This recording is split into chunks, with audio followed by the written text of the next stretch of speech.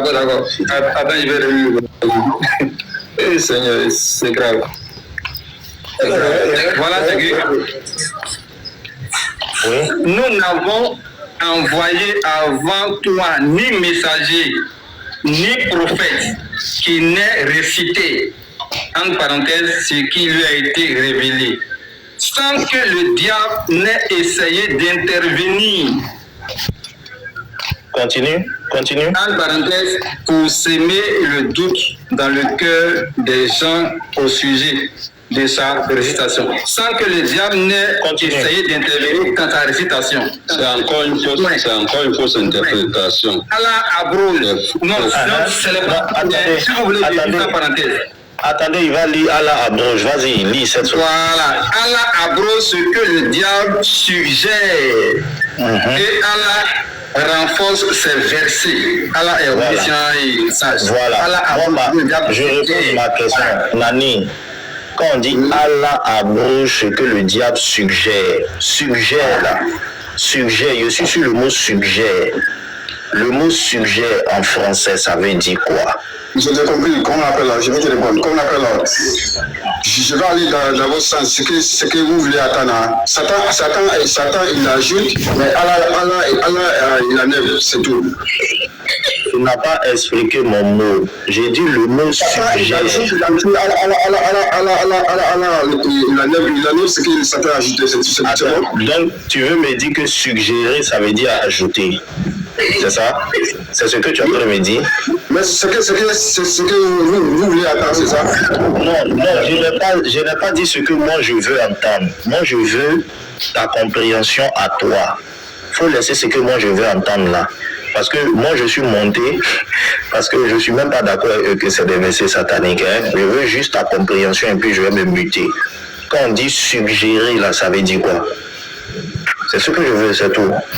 Moi, je ne veux pas que tu me dises ce que je veux entendre. Je ne suis ni dans leur camp, ni dans ton camp. Je veux juste que tu me dises comment toi tu comprends suggère. On dit Allah abrose ce que Shaitan suggère. Suggère, là, ça veut dire quoi?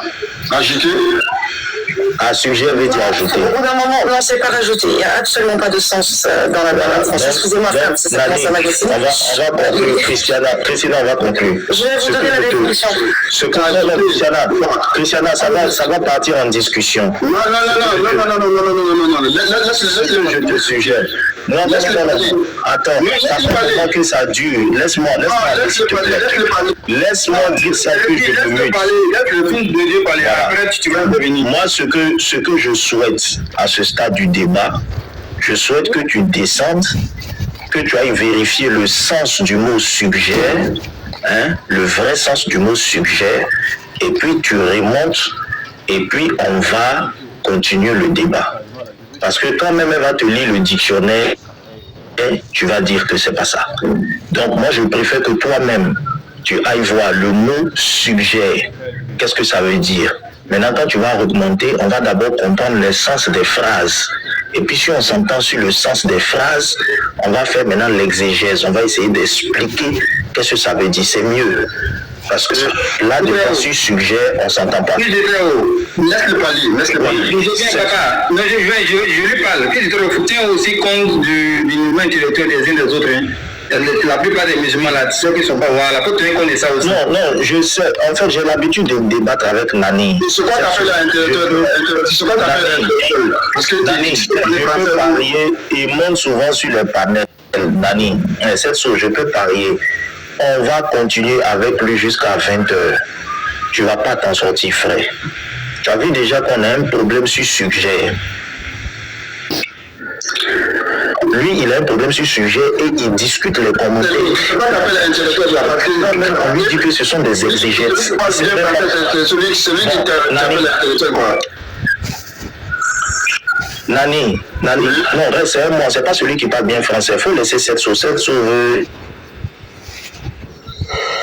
Yeshua a lu là. On dit c'est une exégèse. C'est une exégèse du verset. Bon, quand on dit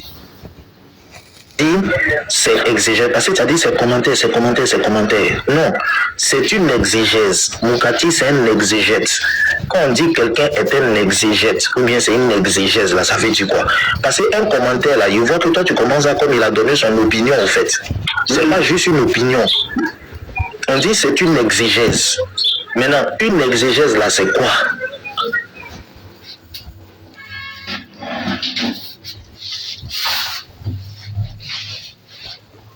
Excuse-moi, je peux parler au fils du Très-Haut si tu me permets, Nani? Vas-y, Christina, vas-y. Fils du Très-Haut, en fait, je suis entièrement d'accord avec vous, frère. On peut rester là pendant 10 ans, ça va tourner en boucle, tel un hamster dans une cage et dans un petit rond. Hein. Ça, on est entièrement d'accord.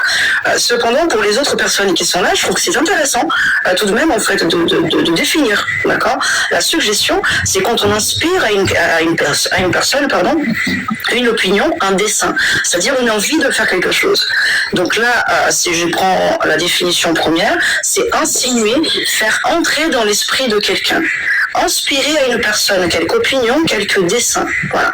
Donc, déjà, pour que vous, en bas, vous puissiez comprendre de quoi on parle, c'est-à-dire que Satan, d'accord, donc le diable, comme il est dit là dans ce verset, a insinué et rentré dans l'esprit de Mohamed. Donc là, le commande qui posait tout à l'heure cette saut, on a la réponse avec le mot suggéré, ça veut dire comment il a fait, c'est-à-dire qu'il est pénétré dans l'esprit de Mohamed, qui lui a inspiré des paroles et qui lui a inspiré des actes. Voilà.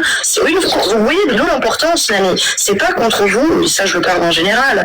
Je suis très imbétante avec ça, les gens qui me connaissent, mais de maîtriser la langue. Parce que si, comme votre frère Oustaz tout à l'heure, qu'on a vu qu'il avait des réels problèmes de lecture, si vous ne comprenez pas le sens des mots, d'accord, que vous êtes en train de lire là, comment vous allez comprendre la phrase? Vous ne pouvez pas. Avant de commencer à faire de la mécanique quantique, on apprend ces tables de multiplication. Là, c'est pareil. Je prends le même conseil que le fils du Très-Haut, Nani, et même pour tes frères musulmans qui sont en bas, qui sont en train de te demander de descendre, va d'abord en fait te faire enseigner, et ensuite tu remonteras, pas de problème. Mais là, tu bloques sur un mot basique. Reprends une dernière fois la définition, et puis on va lui demander s'il est d'accord pour ça, et puis le débat va commencer. La définition du suggérer, c'est insinuer, faire entrer l'esprit de quelqu'un. Merci. Insinuer à une personne quelque opinion ou quelque dessein. Merci. Oustaz, voilà la définition, c'est-à-dire que mettre les pensées dans la pensée de quelqu'un pour qui il récite, donner une prophétie de lui, une révélation. C'est-à-dire que le diable donne une révélation qui vient de lui comme si ça venait de Allah. C'est ça lui dit suggérer. Mais si tu es d'accord, on va la penser. Attends, je suis d'accord, mais la suite du verset dit quoi? Il dit Allah a vu comme on appelle le fait de Satan, et puis ça continue. Arriver à la suite. Attends, on a évolué. Yeshua, tu voulais intervenir? Oui, je dis ceci. C'est comme vous êtes en train d'expliquer à ce monsieur, il ne vous écoute pas. Parce que dans sa tête, il est à même d'expliquer le Coran. Lorsque tu lui montres une source islamique, lorsqu'il dit ici que c'est un commentaire de Moukati, ce n'est pas un tafsir. Mais c'est catastrophique, il ne connaît pas le tafsir, il ne connaît rien. Lui, il se débrouille aussi. Moi, je vais te montrer quelque chose. Comme ça, tu vas bien comprendre la signification qu'on vient de te donner de suggérer. Parce qu'on a essayé de t'expliquer ce qui veut dire suggérer, tu n'as rien compris. Mais maintenant, je vais te montrer dans tes textes que l'explication que les frères venaient de te donner, c'est ce que ça veut dire. Dans tes textes, selon tes propres savants. Je veux prendre un savant, regarde. Il y a 10 savants encore. Tu donnes une motion, c'est juste 30 secondes. Nani, on a évolué, tu as validé la définition de Christiana. Suggérer, c'est inspirer une idée ou un acte dans l'esprit de quelqu'un.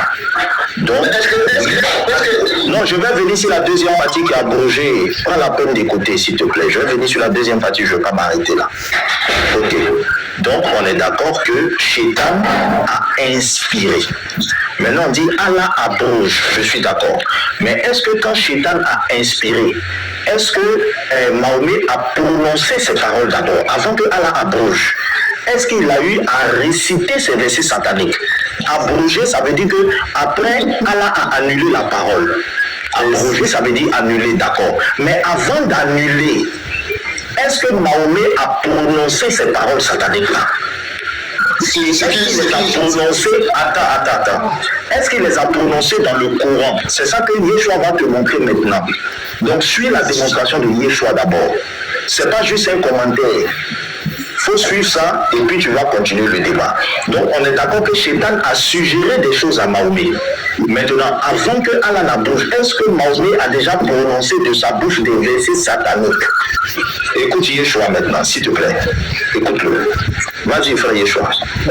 Ok, Nani, moi je trouve ça bizarre. C'est comme si on m'apporte un verset de la Bible, on me dit que Jean chapitre tant verset tant dit ceci, et puis je dis qui est Jean?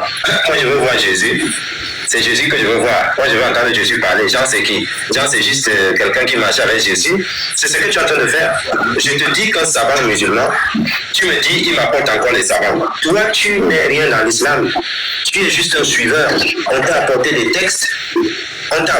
Ce qui te reste à faire, c'est de suivre le troupeau. C'est-à-dire, on t'a apporté le Coran, tu ne sais même pas ce qu'il y a dedans. Tu lis le Coran et tu prends ta nappe, tu mets au sol. Mais il y a des personnes qui ont expliqué ce Coran-là. Et si tu n'arrives pas à suivre ces gens, tu n'es pas musulman. Donc, je vais te citer le cousin de ton prophète.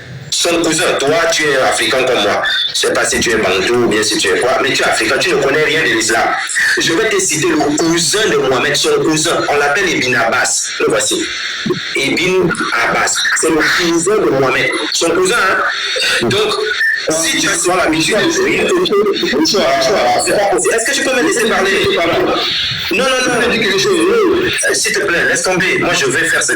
Je ne fais pas ça pour toi. Je fais ça pour ceux qui nous écoutent. Toi, tu es comme l'appât. C'est comme si je te prenais, je te jette dans un fleuve ou quelque part, et puis je récupère les poissons. Toi, tu es juste un appât. Donc, si tu ne parles pas, quand tu auras ton temps, je ne vais pas te couper. Je montre aux gens la vérité. Toi, tu veux mentir. Je dis ceci. Ibn Abbas, c'est le cousin de ton prophète, son cousin.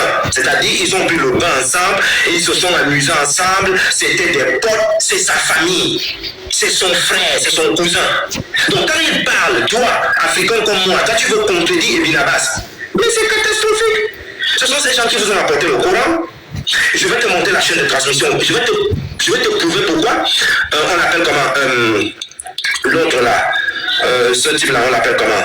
Je vais te montrer pourquoi Ibn Kathir est obligé de fermer sa bouche. Et il dit, ce n'est ni faux, ce n'est ni vrai. C'est-à-dire, il est au carrefour. Quand ça chauffe, il court à gauche.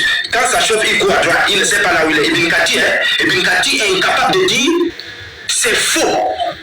Ibn Kathir est incapable de dire, c'est vrai. Parce que Ibn Kathir, c'est que s'il dit que c'est faux, on l'allume. S'il dit que c'est vrai, on l'allume. Donc il reste un milieu comme un bandit. Pourquoi? Parce que la chaîne de transmission est authentique. Jusqu'à Ibn Abbas. Je vais te montrer ce qu'on appelle la chaîne de transmission dans les tafsirs de l'islam. Parce que ça là, il faut que le chrétien arrive à comprendre pour bien attraper les musulmans à ce qui concerne l'interreligieux. Parce que ce sont des bandits lorsqu'ils sont en train de discuter. Moi je vais te montrer quelque chose mon cher ami. Voilà. Tu vois ça? On appelle ça la connexion des tafsirs, c'est-à-dire la chaîne de transmission des hadiths. Lorsque je discute avec un musulman, si je suis dans un débat sérieux, qu'est-ce que je fais? Dès que tu cites quelqu'un, je commence à regarder ça. Il a cité tel. Par exemple, Ikrima, si c'est Roubali, je vois Ayoub Sakarani, je descends, Ibn ceci, donc je vois la chaîne de transmission ici. S'il manque quelqu'un, je t'attrape, je te dis qu'il manque telle personne. S'il manque quelqu'un, je te dis stop. Et ça là, le jour que les chrétiens vont maîtriser ça, on ne va plus tromper les chrétiens, ce qui concerne. Non, le hadith est vrai, c'est faux, non, il faut traduire en allemand. On va les attraper. Donc regarde ici, Ibn Abbas, il est le patron, regardez bien. Ibn Abbas, c'est le patron. Je vais encore essayer de zoomer. Voilà, tu vois. C'est pour cela que Ibn Kathir disait, ce n'est pas faux, ce n'est pas vrai. Parce qu'il tente de dire que c'est faux, on l'attrape. Regarde, Ibn Abbas. C'est-à-dire, Ibn Abbas, c'est le champion, c'est le cousin de Mohamed. Regarde tous ceux qui prennent les informations d'Ibn Abbas, ça sort de partout. Pourquoi? Parce qu'une fois qu'Ibn Abbas a dit quelque chose, et qu'on regarde la chaîne de transmission, elle est validée. Ça ne se coupe pas, elle est claire. Donc maintenant, je reviens dans before orthodoxie. Voilà, tu vois, les petits comme Al-Tabari, ils viennent en bas, très loin, Al-Tabari, tous ces gens-là. Voilà, tous ces gens-là, Al-Tabarani, ils viennent ici en bas. Le champion des champions, Ibn Abbas, puisque c'était le cousin de Mohamed. Voilà, maintenant on retourne donc là où on était, dans les versets sataniques. Maintenant, je te prends le Riyawa. Saïd Djoubert, d'après Ibn Abbas. Ce que je viens de te montrer, je peux te montrer Djoubert. Il cite ce que Ibn Abbas a dit. Écoute maintenant, je descends. Les isnad des Riyawa 40, 41, 43 et 44 remontent à Ibn Abbas. Donc c'est authentique jusqu'à Ibn Abbas. C'est pour cela que Ibn Kathir ferme sa bouche. Il ne peut pas parler. Parce que s'il ouvre, que il a reçu l'information et que le diable a mis quelque chose, c'est catastrophique. S'il dit que c'est faux, c'est catastrophique. Donc il est placé au milieu là comme un bandit. Parce que les bandits, ils se placent toujours au carrefour. Si ça cuit là-bas, il court de ce côté. Si ça cuit là-bas, il court de ce côté. Voilà pourquoi Ibn Kathir est placé au carrefour comme un bandit. Il dit ce n'est pas vrai, ce n'est pas faux. Un homme raisonne comme ça, ce sont les bandits qui raisonnent comme ça. Maintenant, regarde, je continue, je descends.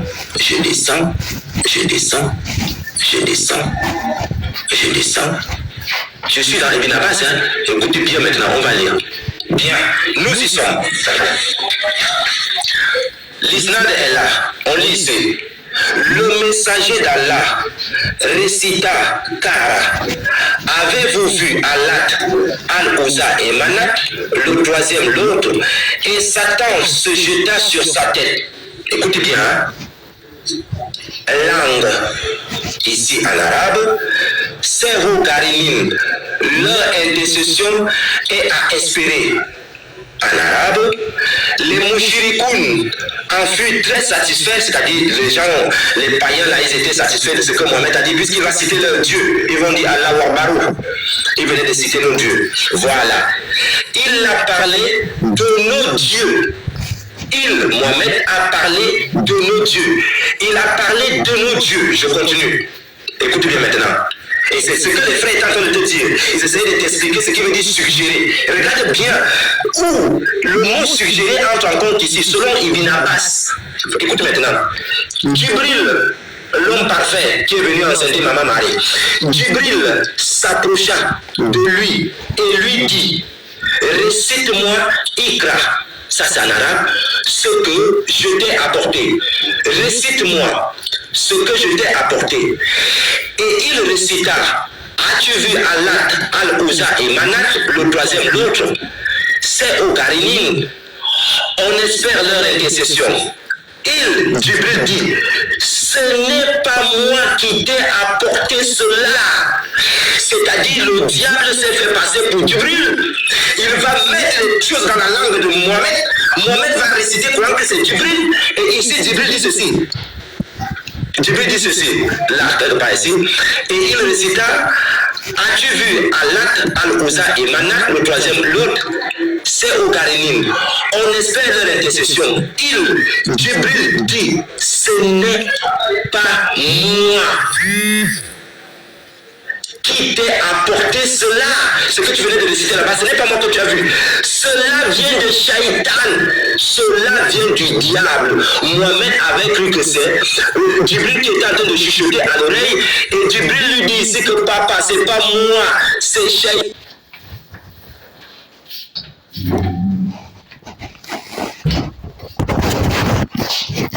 Est-ce que tu comprends?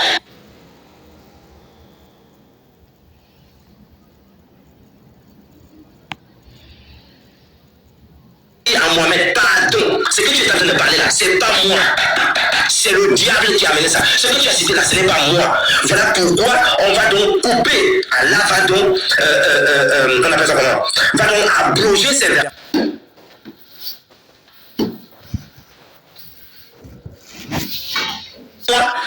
Et c'est ce que les gars étaient en train de t'expliquer. Suggérer veut dire ceci.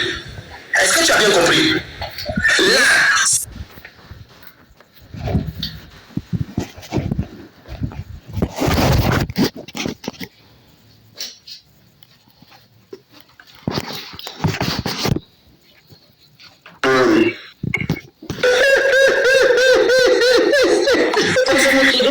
si vous ne voyez pas où est le problème, vous n'avez absolument pas compris la démonstration de Yeshua.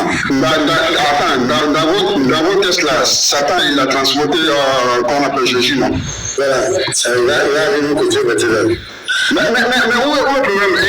Même si Satan a inspiré le prophète, mais à la suite du verset du Coran, le verset du quoi? À la conclusion, tu es d'accord que ton prophète a récité le verset inspiré par Satan? Mais où est le problème? Pasteur Ménard. Oui, regardez, excusez-moi si je prends la parole. Donc, la suite, ce que je suis en train de vous lire là, sur le dit de Satan, je ne vous ai pas apporté cela. Regardez la suite. C'est donc ainsi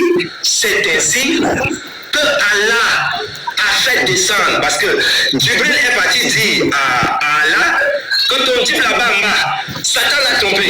Il a récité des choses que je n'ai pas dit. On fait comment? C'est ainsi que Allah a fait descendre par l'intermédiaire de qui? De Jibril. Nous n'avons envoyé avant toi ni messager ni prophète, si ce n'est que lorsqu'il t'amanane, Satan a jeté quelque chose dans sa, si c'est Oumania, jusqu'à la fin du verset. C'est-à-dire ici, Satan, c'est pour cela que le verset est venu. Pourquoi? Parce que Jibril est parti informer Allah que Mohamed a récité les choses là-bas pour que c'est moi. C'est alors qu'on a fait descendre ce verset pour dire que aucun prophète n'est venu sans que Satan ne mette quelque chose dans sa bouche. Donc ici, on veut rassurer Mohamed que calme-toi, mon coco. Oui, tu t'es trompé, mais tu n'es pas la première personne. Les prophètes se sont trompés avant toi. C'est pas grave, je vais corriger cette erreur-là. C'est pour cela que cette sourate est venue. Merci.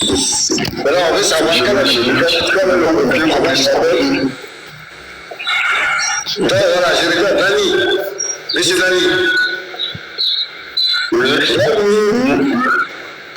Donc, tu reconnais que Satan a inspiré des sourates à Mohamed qu'il a récité. Tu confirmes?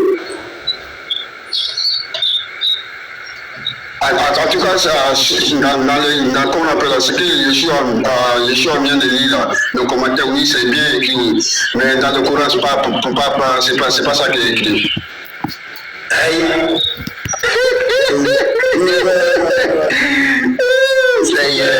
C'est pas facile.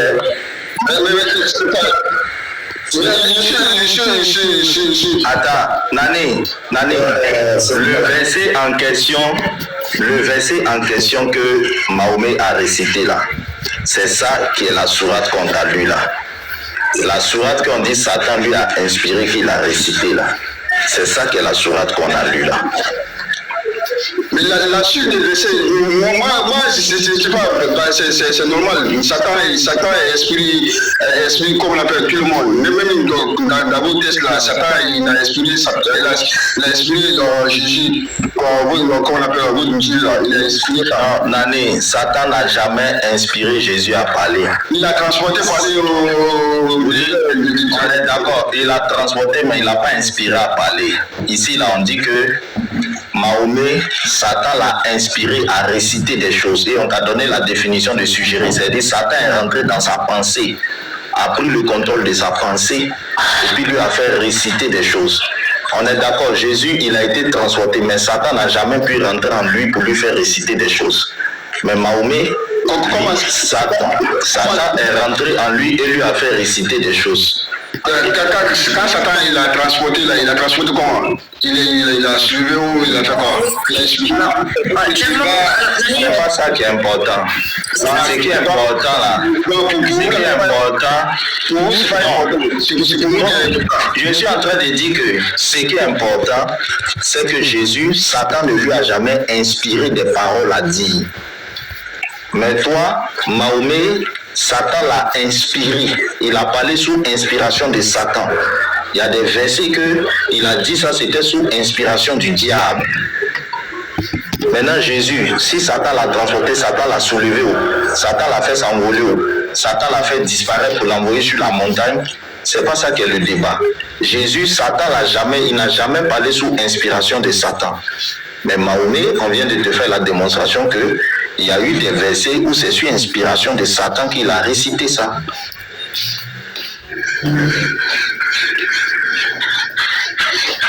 Si vous me permettez, si vous me permettez, les frères, sous petit allonge avant qu'Yanni rebondisse, d'autant plus que dans ce passage, Jésus il nous enseigne, parce que vous, enfin, faut continuer à lire, il ne faut pas être des feignants intellectuels, les gens, la Bible n'est pas un livre, c'est une bibliothèque, c'est pas un ensemble de phrases qu'on prend comme ça, c'est une histoire, d'accord? Et dans cette histoire-là, lorsque Satan, en fait, après le baptême de Jésus, l'élève donc qui essaie de le tenter, c'est ce qu'on appelle la tentation du Christ, d'accord? Vous y verrez en fait que Satan essaye exactement de corrompre Jésus avec l'argent, le pouvoir, les femmes, et Jésus n'a pas cédé, au contraire, Jésus nous enseigne à ce moment-là, exactement lorsque les inspirations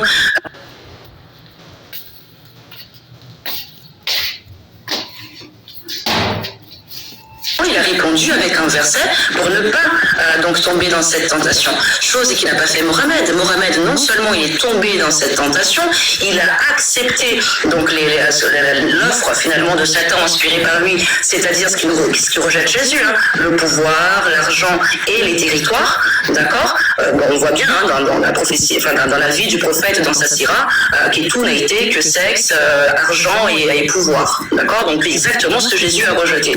Et la question qui se pose maintenant, qui moi je vous pose en tout cas, est-ce que finalement ne voyez-vous pas où est le problème, c'est-à-dire l'inspiration satanique qu'a pu avoir Mohamed, qui a peut-être créé une religion qui va à l'encontre du Dieu éternel?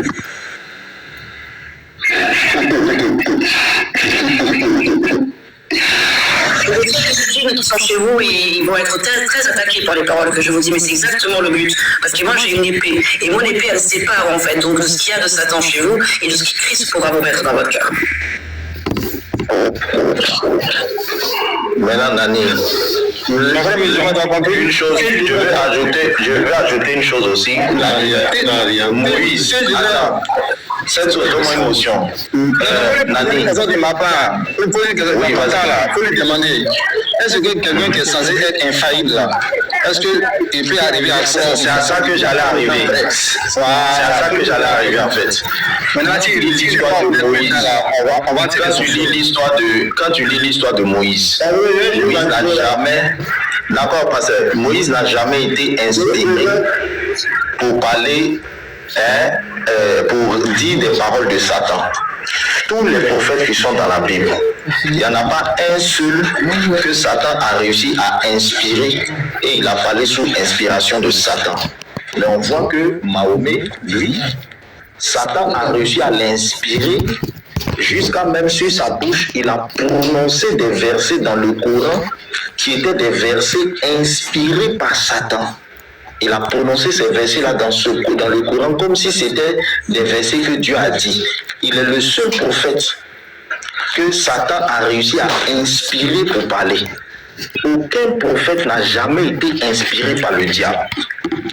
C'est vrai qu'après, Djibril est venu lui dire que non, la parole que tu as prononcée là, ça ne vient pas de Dieu, ça vient de Satan, mais il est le seul que Satan a réussi à inspirer jusqu'à... La parole de Djibril après vient de Satan, parce que voilà. Il lui dit que tous les prophètes ont été inspirés par le diable, ce qui est un mensonge. Voilà, c'est un mensonge. Tu vas lire, tu lis l'histoire de Moïse dans la Bible, tu lis l'histoire de tous les prophètes, il n'y a pas un seul qui a réussi à être inspiré par Satan.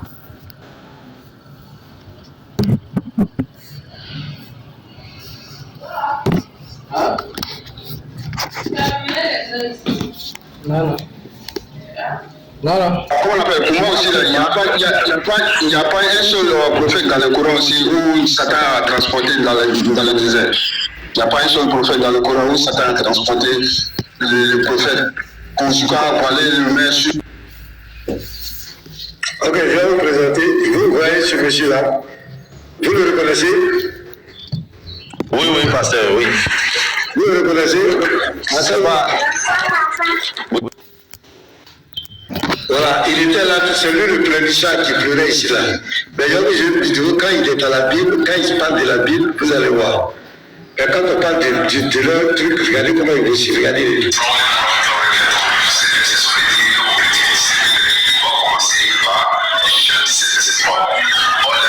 réponses systématiques en entendant ce que Dieu a envoyé Jésus-Christ. Je vais voir. Or, la vie est des réponses systématiques en entendant ce que Dieu, qui est ce que Dieu, et ce que Dieu a envoyé, qui l'a envoyé, Jésus-Christ, qui est Jésus-Christ. J'ai besoin que vous répondiez cela. Après ça, accord de verset 20, il dit, or Israël dit, écoute ces paroles, Jésus de Nazareth, est l'homme attesté de Dieu. Est l'homme attesté de Dieu. Je vais vous expliquer qui était cet homme qui était attesté de Dieu. Il dit de Dieu, par du faux, par des miracles, des prodiges et des signes que Dieu a opérés par lui au milieu de vous. Comme vous le savez, vous-même, je vais savoir sur les passages-là, Dieu parle à qui? Ça fait le troisième verset, Jean 4, verset 34. Maintenant, Dieu a fait la volonté de celui qui m'a envoyé. Alors, qui a envoyé Jésus? J'ai besoin que vous me donnez ce propos, s'il vous plaît. J'ai besoin de ça. Pas des écrits. Merci beaucoup. Donc, vous voyez, quand c'est dans la Bible, ils sont très sérieux. Vous voyez comme il est assis dans son trône. Et il pose des questions, un ignorant, voilà, qui ne sait même pas qui est Dieu, qui ne sait même pas de quoi la Bible parle. Voilà. Mais je donne cet exemple pour vous dire que quand c'est dans la Bible, c'est de poser des questions dans la Bible, ils sont tellement à l'aise, ils sont tellement contents.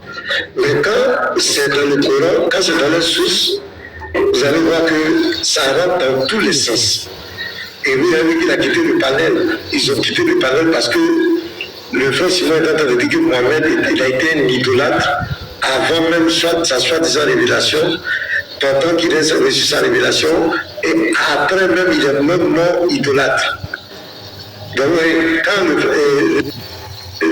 frère Simon a dit ça, ils sont rentrés dans une colère noire, c'est ça qui les a fait quitter les choses. Mais quand lui pose des questions dans la Bible, ils sont, je ne sais pas de quel esprit ils sont animés quoi. Ça dit que il peut parler, poser des questions dans la Bible, parler de la Bible, il n'y a pas de problème. Mais quand on parle devant du Coran, il rentre dans tous les trucs.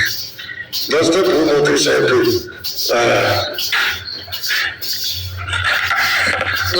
Il y a un fils de Jésus qui m'a mis en commentaire, qui est envoyé un document important par WhatsApp. Fils de Jésus.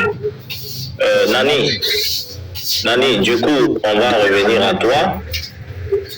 Voilà, on va revenir à toi. Attends. Moi, j'ai des versets dans la Bible, je vais vous donner, vous allez m'expliquer un peu. Moi, j'ai pas de problème. Mon souci, c'est est-ce que tu vas comprendre? Parce que vu le problème qu'on a c'est la même sens, c'est la même sens de Satan là. C'est la même sens de Satan là. Je vais vérifier le sens des mots. Avant de t'expliquer, je vais vérifier d'abord sur le sens des mots. Donc, il faut lire le verset là. Non, parce que j'ai un seul portable là. Je ne peux pas lire les. Si ce soir, je vais quitter la. Donne le verset alors. Comment on appelle 1 Corinthiens 21, verset 1. 1 Corinthiens combien? 1 verset 1. Non, 21 verset 1. Corinthiens là, il y a chapitre 21 dedans. 21.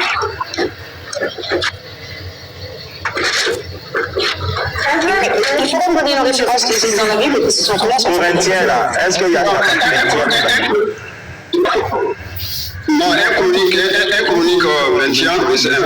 Ah, c'est chronique, c'est pas C'est Corinthiens. chronique, mais non, c'est pas Corinthien. D'accord.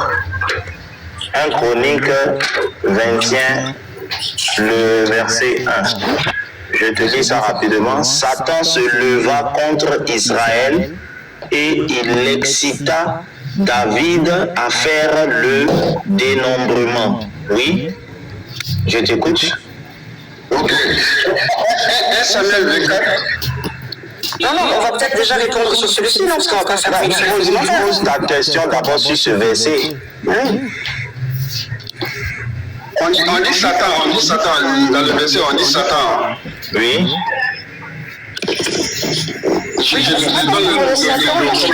Ça va dans votre sens. Moi, je comprends où est-ce que vous voulez aller avec cette phrase. Mais pour Christina, voilà, laisse Nani. Écoute, il faut formuler ta question, on va partir. Oui. 1 Chronique 21, verset 1. Satan se leva contre Israël. Oui. Satan se leva contre Israël et il excita David à faire le dénombrement d'Israël. Oui. Satan, il a fait comment? Il a excité David comment? Bon, avant que je vais te répondre d'abord, David c'était un prophète ou bien c'était pas un prophète? C'était un prophète, oui. Non, David pour nous, c'était pas vraiment un prophète. Alors, exciter ici, ça signifie tenter. C'était un homme. Oui, mais David n'est pas infaillible. David, c'est un homme comme les autres.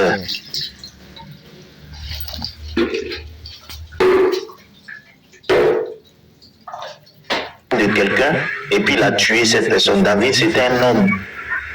David a fait plein d'erreurs, c'est ça que tu veux, non?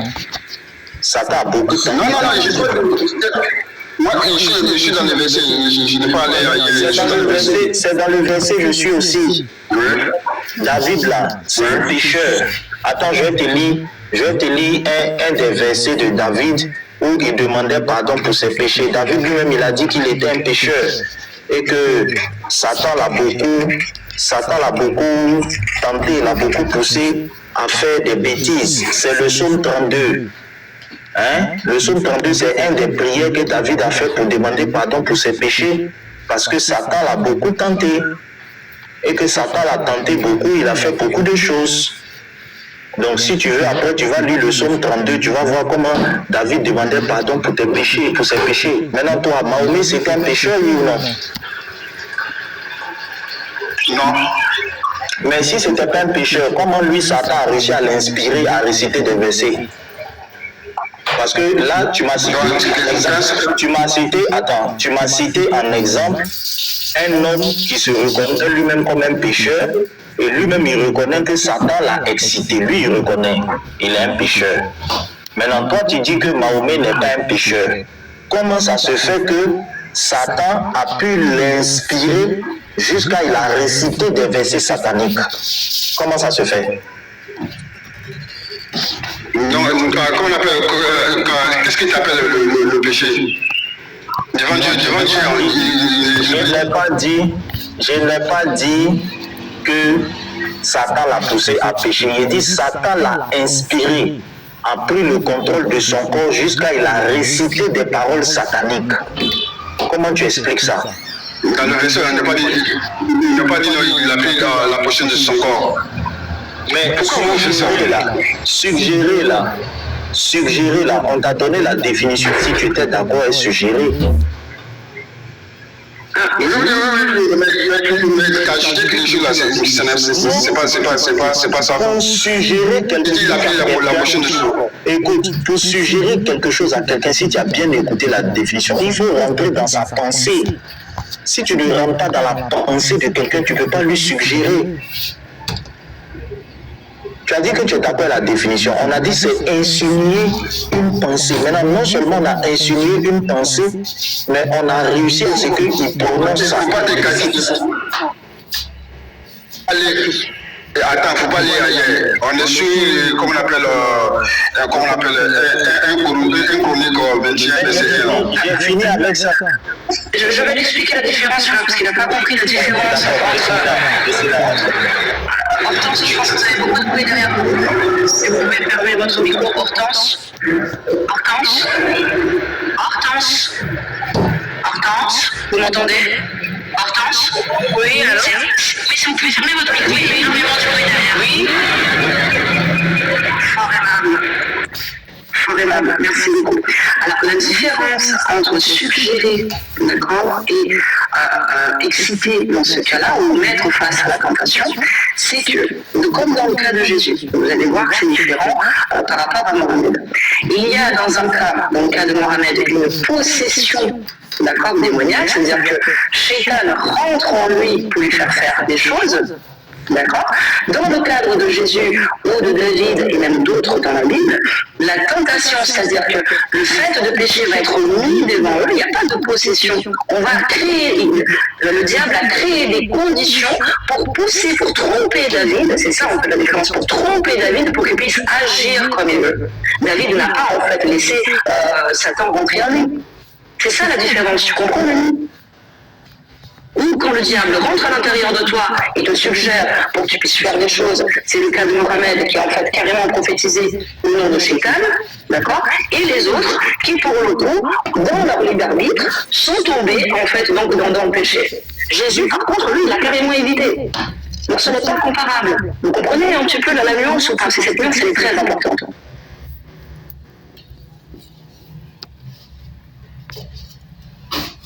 Nani? Oui, c'est la même chose. Je vous dis. Ouais, écoutez, je sais pas. Je suis désabusé. Allô? Oui, Yeshua, t'entends, oui.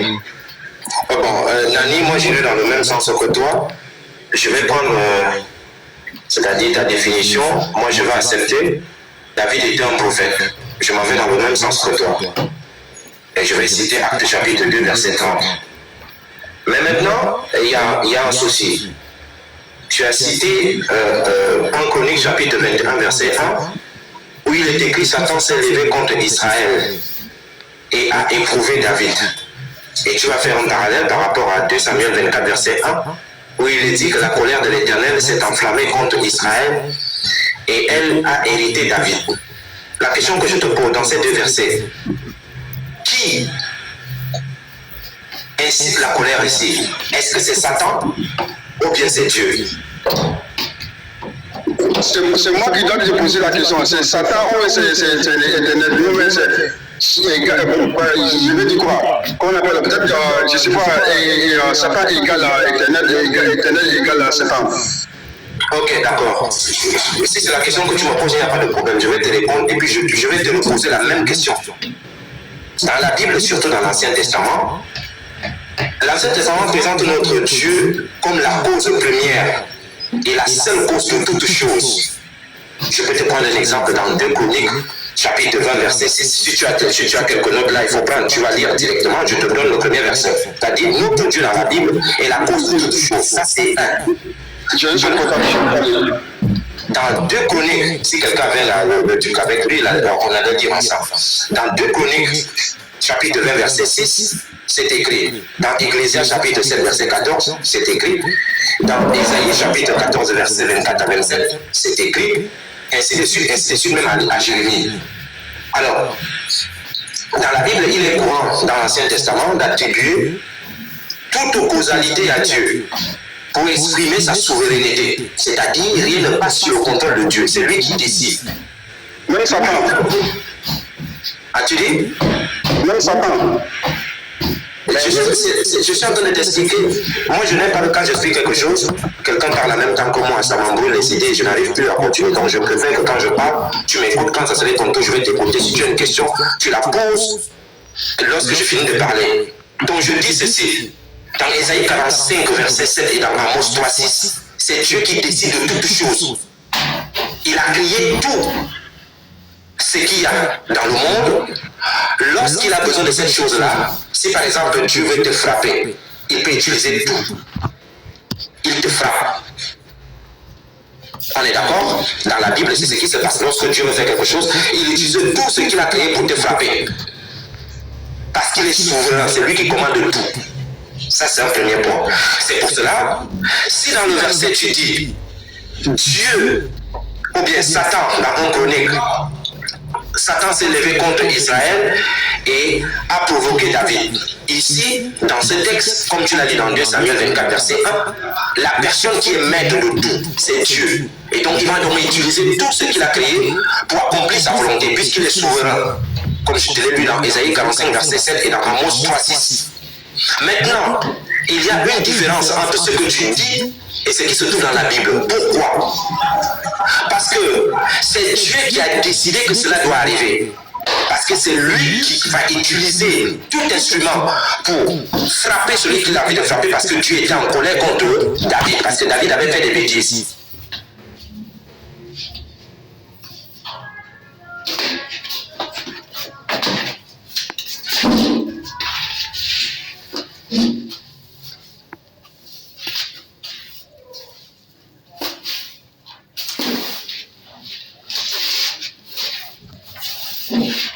Les paroles, il a mis dans la langue de Mohamed. Lorsque Mohamed s'est mis à parler directement, Mohamed a cru que c'était Djibril. C'est Djibril qui va revenir dire à Mohamed, est-ce qu'il y a un ange qui vient dire à David que non, ce que tu as fait là n'est pas bien, parce que Dieu est souverain dans la Bible. Donc ici, Djibril vient dire à Mohamed, ce que tu as dit là, ça ne vient ni de moi ni d'Allah. Tu l'as dit de ton propre chef. Pourtant, dans la Bible, on te dit dans 2 Samuel, que toi-même tu as lu, tu as voulu lire, 2 Samuel 24, verset 1, que là.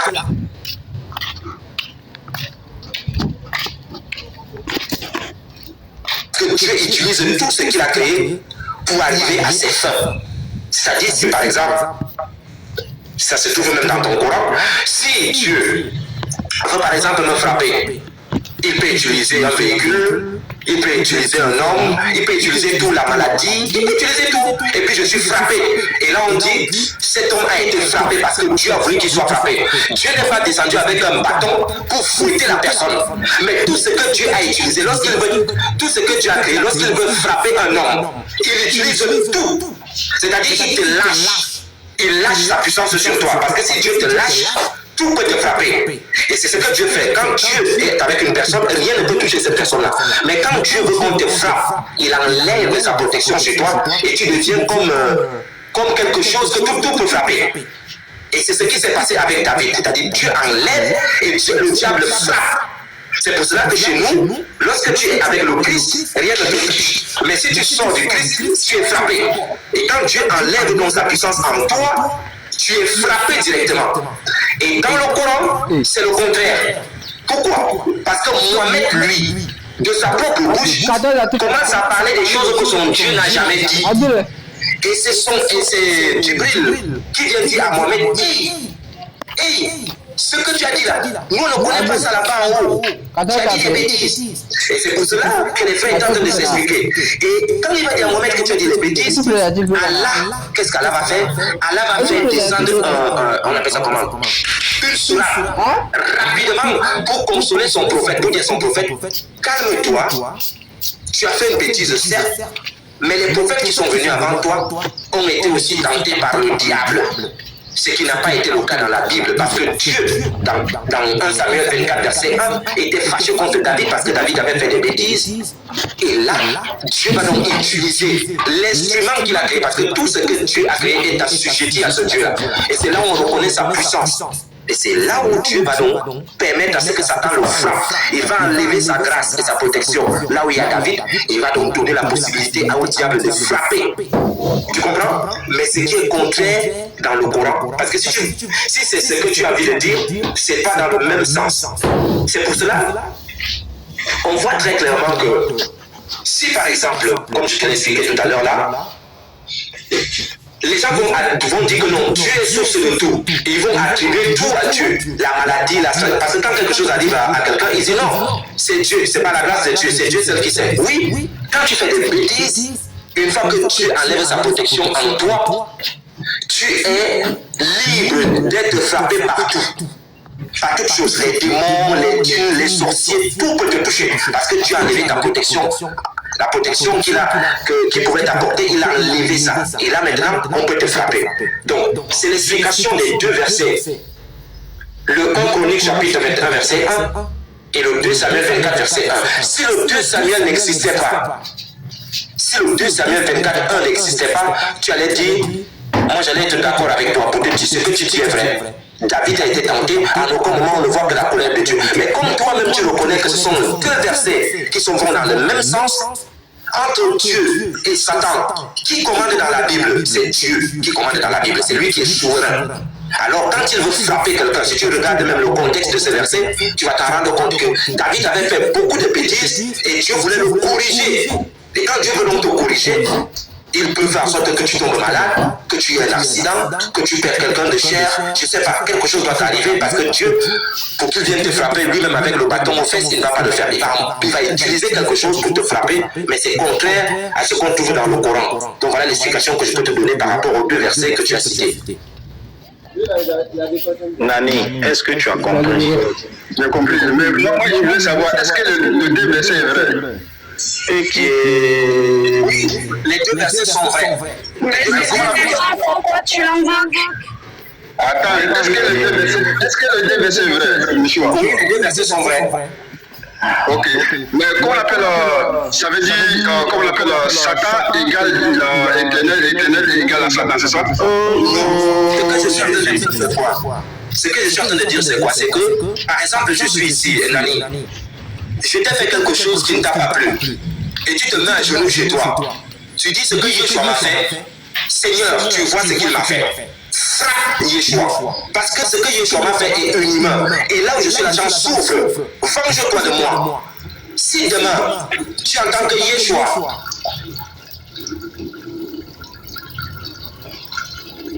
qu'est-ce qui va se passer dans ton cœur, Yannick? Tu vas dire que le nom d'Allah soit glorifié. Yeshua a reçu, Allah a écouté mes prières. La personne qui a frappé, est-ce que c'est Allah ou bien c'est la voiture? Selon ta prière. D'abord, il faut pas me prendre comment on appelle cet exemple-là, parce que moi, je ne peux pas pour détruire les gens.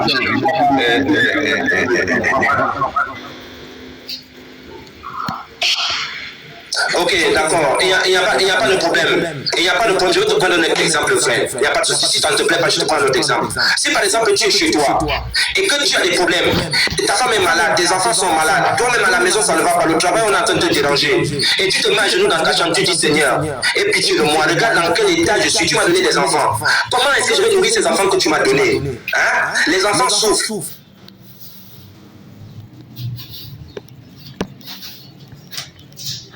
Là pourquoi? Seigneur, aide-moi, permets à ce que je puisse avoir un travail qui va me permettre de nourrir ma famille. Et derrière, le frère de Lévite arrive, tu ne le connais pas, il te croise en route, il te dit, peut-être, on appelle ça comment, quelque chose tombe, le Lévite est en train de marcher, son porte-monnaie tombe. Tu as fait ta prière il y a 2 jours. Et quand tu prends le porte-monnaie de Lévite, tu dis, monsieur, s'il vous plaît, votre porte-monnaie. Il dit, de nos jours c'est compliqué, hein? Ça va? Il te dit que ça va bien. Voici ma carte. Si tu as besoin de quelque chose, et tu dis, grand frère, là où je te parle là, je n'ai même pas de boulot, même ce qu'il mange à la maison, je n'ai pas, j'ai 3 enfants. Je fais comment, frère? Lévi te dit, ok, il n'y a pas de souci. Tu as déjà ma carte, appelle-moi demain matin, je te promets, tu commences le boulot. Là, ce qui t'arrive là, est-ce que c'est l'effet de ta prière ou bien c'est Lévite qui a fait ça? Est-ce que c'est Dieu qui t'a répondu ou bien c'est le Lévite qui te donne le travail? C'est Dieu qui m'a répondu. Que le nom de Dieu soit glorifié, frère. Moi, je me mets, j'ai compris. D'accord, bonjour. Bonjour. Qui fait exprès en fait. C'est-à-dire qu'il fait exprès. Quand il pose la question de si Satan c'est Allah et Satan c'est l'éternel et l'éternel c'est Allah, c'est-à-dire qu'il fait exprès. Quand c'est pour lui, il est prêt à reconnaître que c'est Allah. On s'est libéré.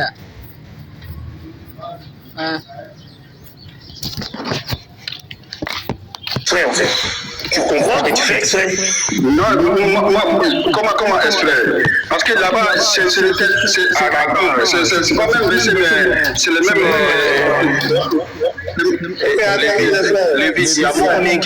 Il y a Moumouni qui est là, qui n'a pas encore parlé, il est musulman. Il voulait intervenir depuis. Ouais, bonjour.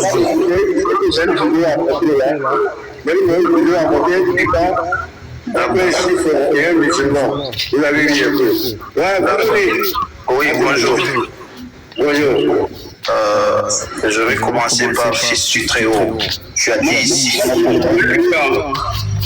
attendez, tu as dit ici, Mokomo, que David n'était pas un prophète. Tu confirmes? C'était pour évacuer le dossier. David est reconnu comme étant un prophète dans les Écritures. Tu as dit ici que David n'était pas un prophète. Je dis, c'était pour évacuer le sujet. David est reconnu comme un prophète dans les Écritures. Écoute ce que je te dis, Ce que j'ai voulu exprimer, c'est que dans nos écritures à nous, les prophètes ne sont pas infaillibles. Parce que en islam, non, écoute ici, non, tu m'as posé la question. Et je te dis que c'était pour évacuer David pour les psaumes. Écoute ce que je dis. Mais tu me dis que j'ai dit une chose. Je n'ai pas dit non, je ne l'ai pas dit. Je dis oui, tu l'as dit. C'était pour évacuer le sujet. Non, arrête, est-ce que tu comprends? David est reconnu pour les psaumes comme étant un prophète. Mais tu m'importes pas pourquoi tu as dit ça. Je te répète que c'était pour évacuer le sujet. Je ne voulais pas discuter de ça avec lui. Je ne voulais pas discuter. Attends, ta question c'était pourquoi j'ai dit ça, non? Ta question c'est pourquoi je l'ai dit, non? Kams, ta question c'est pourquoi je l'ai dit, non? Non, moi je veux que tu reconnaisses que tu as menti alors. Non, je te dis que David, dans les Écritures, est reconnu comme un prophète. Mais je ne veux pas discuter de ça avec Nani. Parce que l'idée de Nani... Attends, écoute. L'idée de Nani, en citant le verset, c'était pour faire comprendre qu'il a fait jeter. De plus, excusez-moi, mais les modos l'ont chassé. Ça ne vaut pas la peine. Lui, c'est comme il a dit une première fois que laisse le faire parler et puis tu le répètes après. Lui, quand il monte, c'est pour cela qu'il change de profil. Il est venu avec Maïmonim aujourd'hui, mais c'est comme ça. Lui, n'écoute pas ce qu'on lui dit. Dans la tête, là, ça ne va pas très bien. Donc lui, quand tu discutes avec lui, en même temps que tu parles, il te coupe. Ça, c'est ce qu'on a. Après, je vais m'habiller le frère. On va avancer. Attends, je peux dire un mot. Attends, je vais la vidéo d'abord. Puis je vais voir un peu. Les musulmans disent que non, les juifs disent qu'ils attendent le même Dieu. T'as écouté très bien. Il y a des gens qui disent que Mohamed n'est pas un prophète. Est-ce que tu reconnais que c'est vrai ou pas? Non, oui, même s'il dit ça, il y a des rabbins qui croient en Mohamed aussi. D'accord, mais les rabbins qui n'y croient pas, ils vont dire qu'il y a un Dieu et qui n'y croient pas. Tu as fait quoi? C'est comme ça. Chacun sa vie de croix. C'est comme ça. C'est pareil, c'est pareil quand tu amènes des rabbins qui croient que vous avez le même Dieu. C'est la même chose ici, ils croient, c'est leur problème. Moi, je t'ai amené la Torah, je t'ai pas amené une croyance, je t'ai amené aucun argument d'autorité, je t'ai amené aucun rabbin ni aucun imam, je t'ai amené personne, je t'ai amené juste la Torah, je t'ai amené Dieu lui-même qui parle, je t'ai amené le Deutéronome 13 pour te montrer que Dieu te dit que celui qui prêche autre chose que la Torah est un faux prophète. Votre prophète est un faux prophète parce qu'il a prêché autre chose que la Torah. Ah, c'est vrai, Jésus a été à part rien, hein. C'était juif. Il dit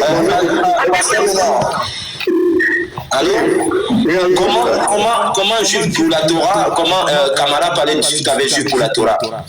Il y a quelque chose qui est clair. Je vais prendre un exemple très simple. Le Dieu de la Torah dit ceci.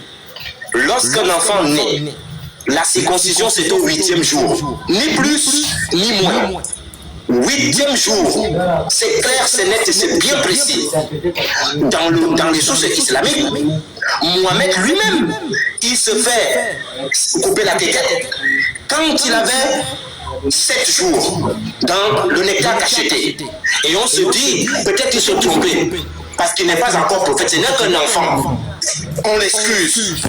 Et après, on voit dans les sources islamiques, ça veut dire que dans le fils des musulmans, là où est appliquée la charia, on voit que les musulmans disent clairement, Pasteur Ménard, que l'enfant doit recevoir son nom à 7 jours et doit faire la circoncision à 7 jours. La question que je te renvoie, Pasteur Ménard, est-ce que c'est le même Dieu qui parle? Un Dieu qui dit 8 jours et un autre qui dit 7 jours. Ce n'est pas le même Dieu. Donc, juste pour la Torah a raison, ce n'est pas le même Dieu. Le Dieu du Coran, c'est un usurpateur. On va continuer. Merci bien. Ça, c'est la compréhension et c'est ça. Tu n'as pas Ça, tu n'as pas de prophète, toi, c'est non arrivé en Europe là-bas. C'est pas grave. Tu mets des affirmations comme ça, tu mets aujourd'hui là. C'est là, Jésus-Christ selon les sièges, Christ-Marie selon les sièges. C'est votre messie. Je t'ai montré ce qu'il a écrit. Je t'ai montré, je t'ai trouvé dans la Torah. Voilà. Ton Dieu n'est pas le même Dieu que la Torah. C'est aussi simple que ça. C'est la Torah. La Torah est fausse. Dis-moi que la Torah est fausse, ça suffit pas. Attendez, c'est pourquoi je demande des livres. Moi, je vais lire un passage.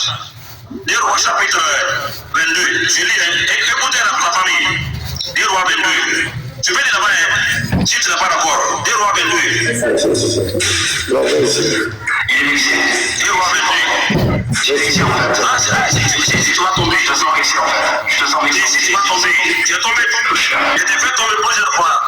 Dès que tu tombes, tu ne vas pas te lever. Pour le moment, je suis tombé. Pour le moment, il y a 2 ou 4 tribus chez lui tout à l'heure. Je t'ai dit, voilà, tu vas voir. Je m'en fiche. Des Rois 22. Des Rois 22, pardon. On s'en fout. Il faut les poteaux.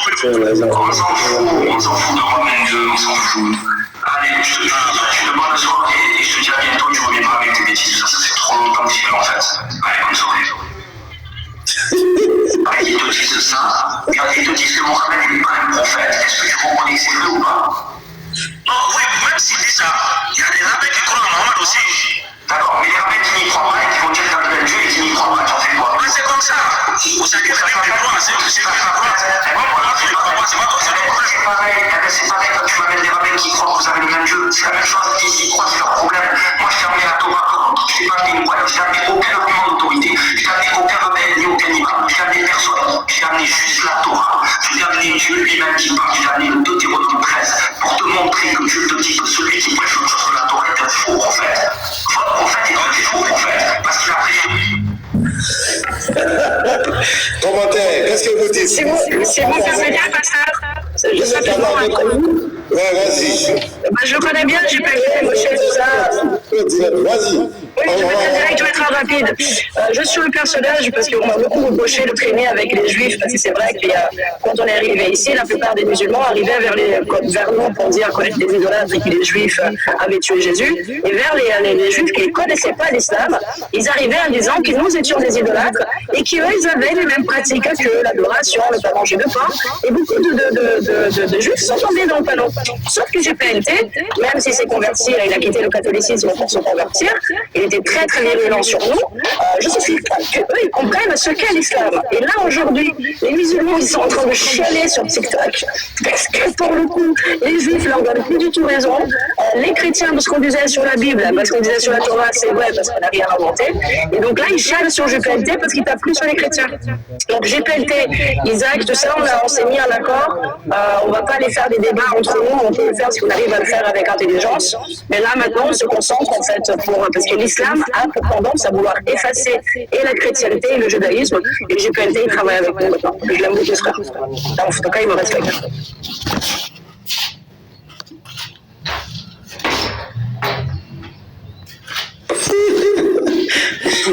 Ok. Mais il va fort, il qualifie Mahomet de faux prophète. Oui, il a fouetté le gars. Ouais, selon la Torah, il dit avec la Torah, Mohamed est un faux prophète. Qu'est-ce que vous dites? Je veux la vie de chacun. Et puis les musulmans, montez, on va vous voir ici. On va prendre la vie de Nani. On va prendre la vie de Nani. Nani. C'est drôle. Nani, voilà un juif qui dit que ton prophète est un faux prophète. Tu dis quoi? Selon la Torah. Bah, je ne sais pas, comment on appelle, il était seul à dire ça ou je ne sais pas. Il était grand musulman pour ça, Kamara. Il dit deux langues, il s'en fout de deux langues.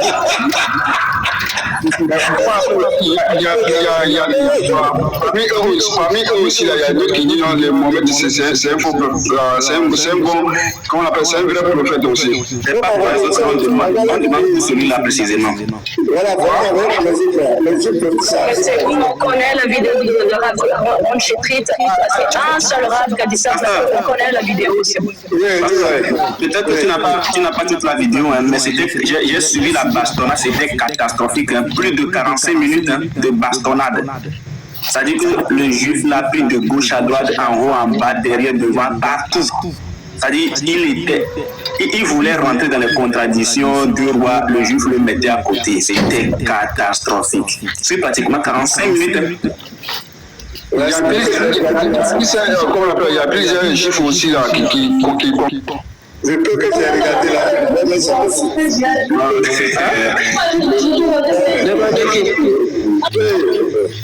Le peu que j'ai regardé là, moi ça me suffit pas. Tout tiré t'avais pris, tout tiré. Et il dit sinon la Torah. Et lui dit, il dit c'est pas le même Dieu. Il dit le Dieu de l'islam, le Dieu de la Torah, ce n'est pas le même Dieu. J'avais fait cette vidéo là, j'ai publié sur notre page Facebook là. Ah, ça a cartonné, hein. Les gens, ils disent ce n'est pas le même Dieu. Et ça, c'est ça comment on appelle les débats fondamentaux. Ça, c'est fondamental. C'est-à-dire que ça va, à partir du moment où tu as prouvé que le Dieu qui parle dans le Coran n'est pas le Dieu qui s'en fini. C'est le mensonge de l'islam que tu viens de démontrer tranquillement. Ça fait tomber tous les mensonges que tous les prophètes étaient musulmans et que l'islam a existé depuis l'origine. C'est avec ce mensonge-là ils ont menti beaucoup de personnes. Oui, l'islam, ça n'a pas commencé par Mohamed. L'islam, attends, je vais vous faire jouer une vidéo là. J'ai vu ça de suite là. Tu disais que. Je vais jouer la vidéo là. Pisongo, là, il est descendu. Parce que lui, quand il monte sur les forums, c'est pour venir menacer les gens. Si vous voyez ce que j'allais vous faire, Pisongo là. Ouais, lui, quand il monte sur les forums, c'est pour menacer de couper la tête. Juste pour ça, si vous aimez bien, je peux inviter. Il y a un autre compte aussi qui est David BN. Alors du coup, lui, il fait aussi des débats avec les chrétiens sur la messianité de Jésus. Voilà, je suis déjà allé même lui donner petit à petit, je leur distille des informations pour qu'ils comprennent qu'ils ont une mauvaise image de nous, en tout cas qu'ils nous comprennent mal. Donc c'est un peu compliqué de taper de fond. Cependant, dans leur live, ils font que ça. Avec Gad Sedek, ils font que ça. Et c'est très intéressant, c'est que le fameux Deutéronome 18-18 qui nous sort, là, dans ce débat-là, c'était le Deutéronome 18-18, ils disent qu'Ahmad est marqué en fait dans la Bible et que donc là il a carrément été dans l'hébreu, il l'a tabassé, il a secoué de tous les côtés, il a laissé aucune sortie du chat. Ok, voilà, je vais ça. Écoutez, voilà le musulman. Mais les gens sont un peu allergiques. Quand ils vous entendent dire que Jésus était musulman, ils pensent que vous voulez dire de lui qu'il était adepte de qui? De Mohammed sallallahu alayhi wa sallam. Non. Comme le chef l'a dit, Mohammed, lui, il n'a pas inventé l'islam. Il a trouvé l'islam. Donc tous les prophètes étaient des musulmans. Ont prêché la religion musulmane parce que leur message était unique. Dieu dit dans le Coran, 21e chapitre, verset 25, وما أرسلنا من قبلك من رسول إلا نوحي إليه أنه لا إله إلا أنا فاعبدون. Nous n'avons envoyé aucun prophète avant toi sans lui avoir dit reconnaissez, attestez et prêchez aux autres qu'il n'y a de Dieu que moi et c'est moi que vous devez adorer. Cela était le message de tous les prophètes de Dieu.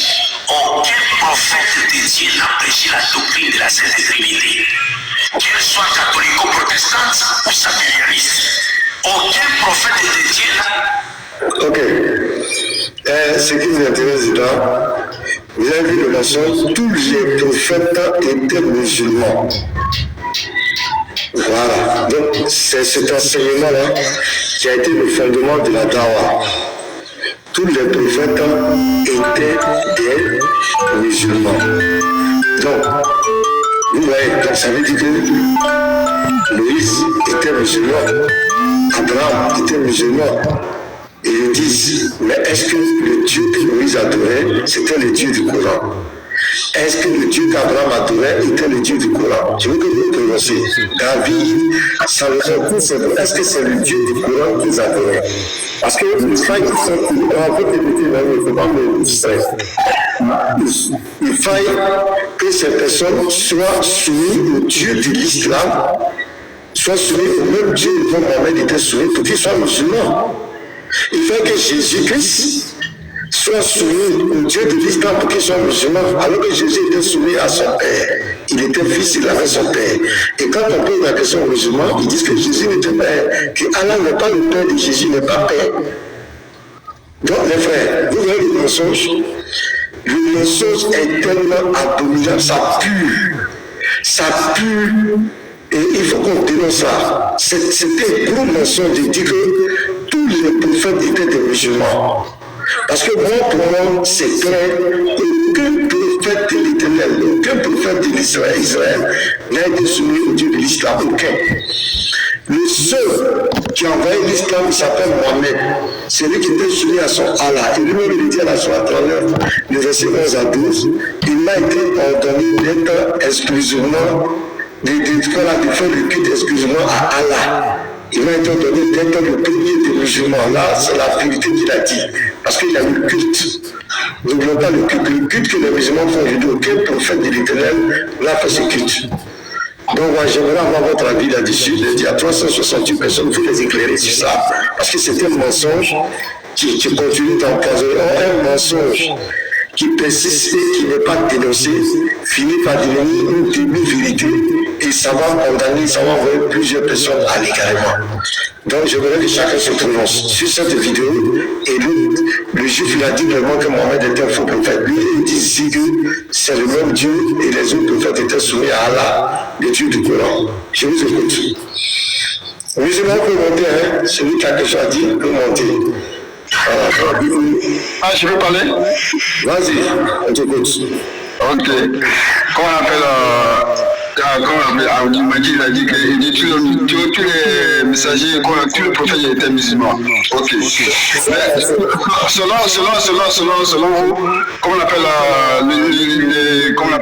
le prophète, ils étaient quoi? Ils étaient chrétiens ou ils pratiquaient la judaïsme, je ne sais pas quoi. Selon vous,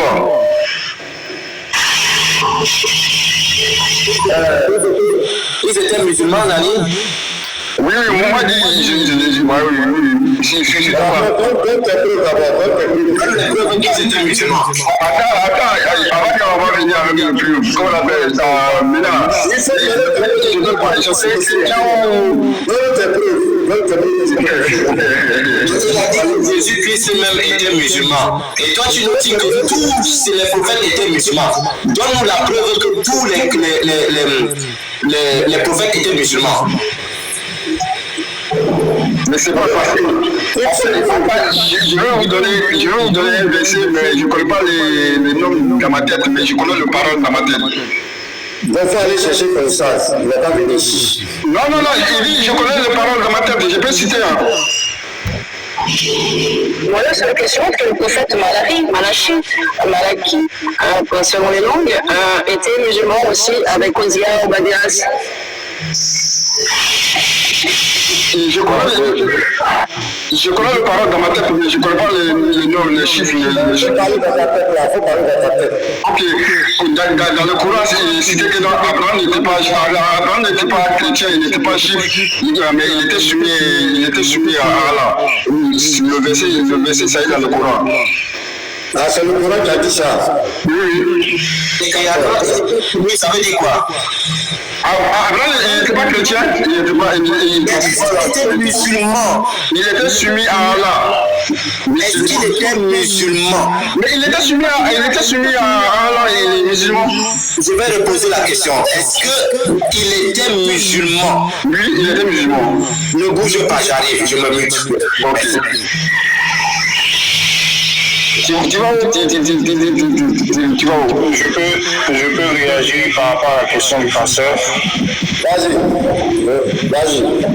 Ok, Nani, faut te muter.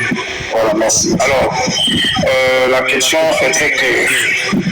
Voici la vidéo qui a été jouée où ce juif-là dit clairement que selon la Torah, Mohamed était faux prophète. Et moi, je soutiens ce juif parce qu'en fait, Allah, dans le Coran, lui-même a menti. Parce que Allah se fait passer pour le Dieu de tous les prophètes. Il dit, les gens du livre, votre Dieu et notre Dieu est le même. Ça, c'est Allah qui dit dans le Coran. Alors que nous venons de constater que ce juif dit clairement qu'ils ne reconnaissent pas ce prophète. Alors, pour vérifier ici ce que ce juif dit est vrai, ou ce que Allah dit est vrai, il faut simplement aller dans le texte. Et quand nous lisons le texte des gens du livre, c'est-à-dire les juifs, on voit clairement qu'ils ne reconnaissent pas Allah. D'abord, dans un premier temps, lorsque Moïse s'adresse, sinon Moïse rencontre l'Éternel, il demande à l'Éternel qui veut l'envoyer délivrer Israël, enfin les enfants d'Israël, il lui dit quel est ton nom? Et Moïse répond, et Dieu répond, et il donne un nom à Moïse, disant, on va leur dire que celui qui s'appelle Je suis t'a envoyé. On va dans le Coran, la même histoire semble être racontée dans le Coran, et il se trouve que lorsque le Moussa du Coran rencontre Allah, il dit c'est moi Allah. Or ça c'est une histoire qui a été racontée à Muhammad, par Djibril. Djibril a sûrement pris cette histoire qui s'est passée et est venu raconter à Muhammad. Mais lorsque Djibril vient raconter à Muhammad, il ne dit pas ce que Dieu avait dit à Moïse. Dieu a dit à Moïse, celui qui s'appelle Je suis. Mais lorsque Djibril vient raconter l'histoire, il dit à Muhammad que Allah a dit c'est moi Allah. Nous voyons que déjà il y a un souci. Allah, c'est en arabe. Ce monsieur qui est venu raconter, c'est-à-dire ce Djibril qui est venu raconter que Allah aurait dit c'est moi Allah, dans la sourate 20 au verset 14, on se rend compte que Allah c'est un nom arabe. Moïse ne parlait pas arabe. Moïse parlait hébreu et il était un hébreu. Comment se fait-il qu'à ce moment précis-là, où Dieu est en train de parler à Moïse disant je m'appelle Je suis, le Coran veut nous faire savoir que en ce moment précis-là, Dieu a dit je suis Allah. Or Allah c'est en arabe. Donc il y a un grand mensonge qui est clair et qui est là. Et pour preuve de ce que je dis, dans la sourate 20, toujours au verset 9, Djibril dit le récit de Moïse est-il parvenu. Donc il s'agit bien d'un récit et d'une histoire qu'il veut maintenant raconter à Muhammad. Et au verset 14, il dit que Dieu s'est présenté en tant que c'est moi Allah. C'est faux. Quand on va dans l'Exode 3 au verset 13 à 14, Dieu n'a jamais prononcé le mot Allah. Jamais. Il a dit simplement je m'appelle celui qui suis. Exode 3, verset 14. Il n'a jamais prononcé Allah. Mais il vient, il raconte l'histoire, le récit de Moïse, et il ajoute le mot Allah. Où Djibril a pris le mot Allah? Il a pris ça où? Parce que quand on va dans les textes des Juifs, il n'y a pas Allah là-bas. Et puis en plus, Allah c'est un mot arabe. Il n'y a pas Allah là-bas. Donc venez nous expliquer où vous avez enlevé le mot Allah là. Ce que Djibril a dit là, il a mis ça dans cette histoire-là. Il a pris ça. Oui. Ils disent que Allah est un nom invariable, ça ne change pas. La vie continue. On dit que Allah justement. Donc si ça ne varie pas, ça veut dire que il peut se muter dans ce stadio là. Si ça ne varie pas, ça veut dire que lorsque il a rencontré Dieu, rencontré Moïse, ça veut dire qu'il a dit vraiment Allah. Si ça ne varie pas, il a dit Allah. Il a dit Allah. Mais quand on rentre dans le texte des Juifs, on rentre dans le texte, on voit clairement dans Exode 3, il n'y a pas le mot Allah là-bas. Il n'y a pas le mot Allah, ça n'existe pas. Ça n'existe pas. Jamais Dieu n'a dit je m'appelle Allah. Il n'a jamais dit ça. Sinon, pouvez-nous sortir les textes juifs et puis montrez-nous le mot Allah. Quand Dieu s'est adressé à Moïse, montrez-nous qu'il a dit je m'appelle Allah. Il n'a jamais dit c'est moi Allah. Il n'a jamais dit ça. Dieu n'a jamais dit ça. Maintenant, montrez-nous ça. C'est la preuve tangible, palpable et plus claire, en mon sens, que le Coran a menti. Alors, je répète, et je suis là. Si Djibril a menti, ça veut dire que celui qui l'a envoyé dit ce qu'il a dit a aussi menti. Et donc, s'il a raconté ça à Muhammad, et Muhammad a publié ça à tous les musulmans, ça veut dire que tous les musulmans sont dans l'égarement total parce que Dieu n'a jamais dit je m'appelle Allah. Maintenant, j'attends les musulmans qui sont sur le panel pour me démontrer le contraire en me prouvant dans le texte des Juifs que Dieu a dit je m'appelle Allah. Je m'émute. Merci. Oui, la dernière vidéo que vous avez présentée là, il y a une doctrine pernicieuse en dessous. Si vous écoutez bien Abdul Majid, il dit que tous les prophètes étaient musulmans, non pas parce qu'ils étaient soumis à Mahomet, mais parce qu'ils ont prêché un Dieu unique, un seul Dieu, contrairement aux chrétiens qui prêchent la Sainte Trinité, 3 dieux. Si vous écoutez bien, il a dit ça. Donc, Majid ici redéfinit le musulman, c'est-à-dire il présente le musulman comme un individu qui croit en un seul Dieu, et le chrétien, un individu qui croit en 3 dieux. Et donc, par déduction pour lui, tous ceux qui croient en un seul Dieu sont musulmans. Voici comment il va mettre Jésus dedans. Jésus croyait en un seul Dieu, il est musulman. Abraham croyait en un seul Dieu, il est musulman. Et seuls les chrétiens qui croient en 3 dieux ne sont pas des musulmans. Ça, c'est la première doctrine pernicieuse qu'il met dedans. Donc, il fait de l'islam, c'est-à-dire du musulman, la religion qui a toujours existé depuis Adam jusqu'à aujourd'hui. Et ça prouve donc pour lui que Mahomet est donc le dernier prophète musulman, puisque Mahomet est venu aussi avec un Dieu unique. Voici comment il fait la connexion à Mahomet, à eux tous. Donc, si on détruit la thèse selon laquelle, en réalité, la compréhension des Juifs qu'ils sont de Dieu n'est pas la même compréhension que les musulmans ont de Dieu. Parce que dans la Bible, Dieu s'est toujours fait appeler Elohim. Elohim, c'est un pluriel qui en réalité signifie les dieux. Dieu se fait appeler par un pluriel, mais se conjugue toujours au singulier. Dans le schéma Israël, les Juifs disent Schéma Israël, Adonai Elohim, Adonai Ehad. Adonai Ehad, le mot Ehad signifie littéralement une unité multiple. Dieu est une unité multiple. Donc, une fois qu'on détruit ça, cette bombe-là aura des ricochets. Ça signifie donc Mahomet n'est pas un dernier prophète, mais un prophète qui est sorti à part, qui n'a aucune connexion avec le Dieu d'Israël, le Dieu avec qui Adam a communiqué dans le jardin d'Éden. C'est pourquoi ça rejoint ce que nous avons toujours dit. L'islam a été spécialement taillé pour empêcher les gens de venir à Christ. L'islam a été taillé pour ça. Et pour tailler ça de façon subtile, qu'est-ce qu'ils vont faire? Ils vont récupérer de tous les prophètes qui étaient dans la Torah, récupérer des fractions de leur histoire, gommer le nom de leur du véritable Dieu à qui ces prophètes ont eu, remplacé par le nom de Allah, et puis venir mettre ça dans le Coran. C'est pourquoi vous allez voir que Moïse, qui n'a rien à voir avec Ismaël, qui était descendant d'Isaac, va se retrouver dans le Coran un livre dont le prophète se réclame être descendant d'Ismaël. C'est pour ça que vous allez voir qu'ils vont récupérer Lot et récupérer les noms de tous ceux qui dans la Bible sont cités selon leur entendement comme ayant un Dieu unique, c'est vrai, mais la forme de ce Dieu n'étant pas la même que Allah. Ils vont récupérer tout ça pour mettre dans le Coran et se présenter donc comme étant, présenter leur Mahomet comme étant le dernier des prophètes. Donc c'est une doctrine vraiment très pernicieuse qui a été taillée pour empêcher les gens de venir à Christ. C'est ça l'islam. C'est ça l'islam.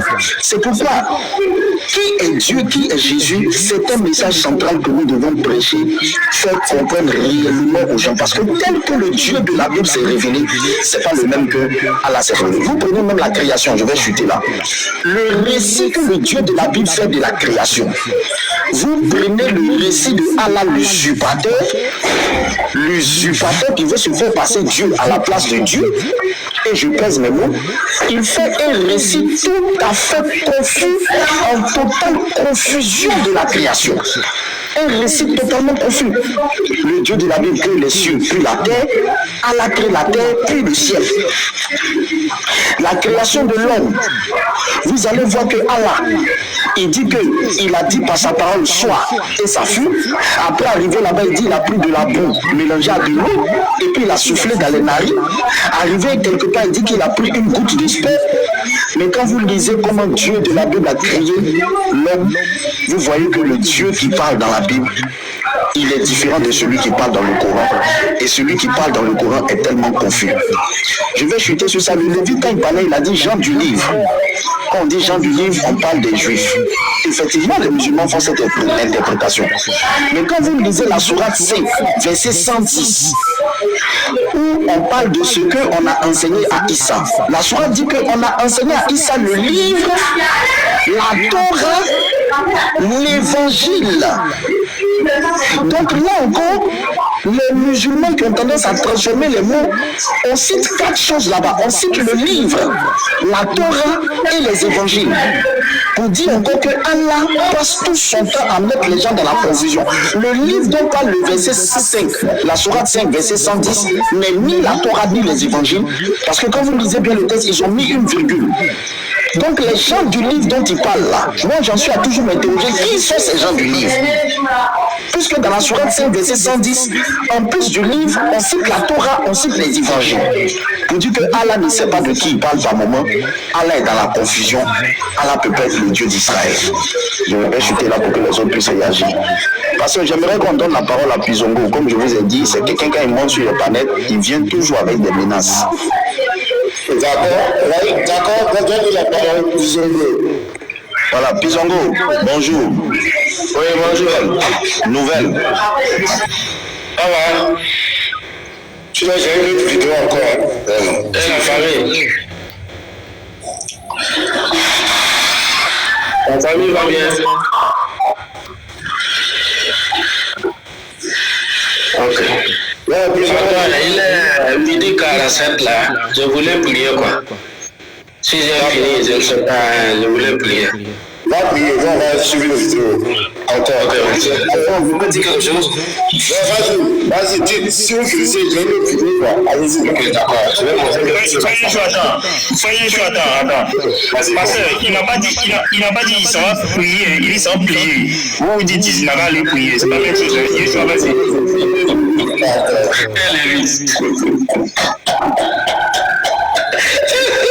Je vais chanter mon Je vais montrer quelque chose à...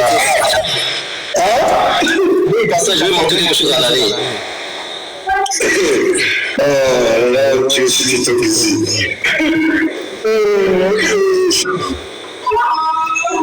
Ok.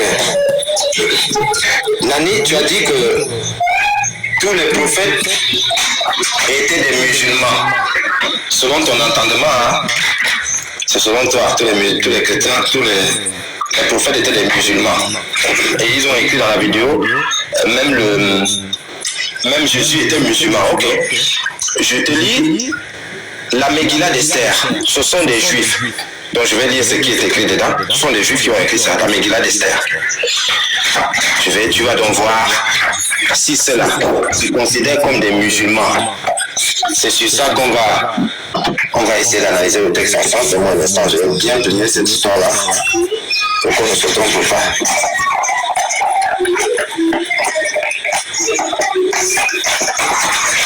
D'un côté, continuez de partager, les deux vont monter.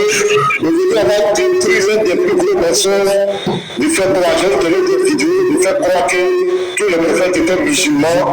Jésus était musulman, c'est ainsi, on va déconstruire ça. Vas-y. Donc, partagez, on l'a tapoté, ils sont morts. Ici, au verset 5, on dit, ce verset est lu à haute voix, d'abord par l'assemblée, puis par le lecteur. Un homme juif, regardez bien l'année, un homme juif, pendant la période de l'exil, la conscience juive se trouve dans un état léthargique, l'âme est alors incapable de contrôler le corps. Pour se préserver d'un tel état de coma inhérent à l'exil, un juif doit faire abstraction de lui-même et accepter le rôle, transcendant son émotion et son intellect, qui lui est confié au sein du plan divin. La loyauté la plus intègre envers Dieu. Donc, tu vois, ils ont mis un petit point ici là parce qu'ils ne veulent pas appeler Dieu, ils disent Hachem. Lui permet de restaurer la relation profonde de chaque juif, que chaque juif, autant pour moi, entretient avec lui. Écoute bien maintenant, c'est ici que ça vient. Mardoché appartenait à la tribu de Benjamin. Mardoché appartenait à la tribu de Benjamin.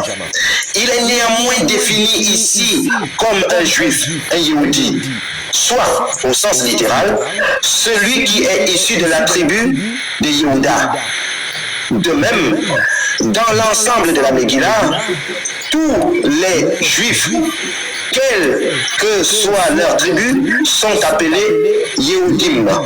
En effet, le mot Yehudi est de la même étymologie que Yehuda, qui signifie reconnaissance, acceptation, soumission. Donc, avant que Mohamed ne reçoive, on appelle ça comment? Le Coran dans la grotte, les Juifs savaient déjà ce qu'on appelle soumission. C'est écrit devant toi. Donc, un Yehudi, qui va dans le même sens étymologique que Yehuda, signifie acceptation, soumission, reconnaissance. La question que je te pose, est-ce que tu es un Yehudi? Nani, tu es un Yehudi?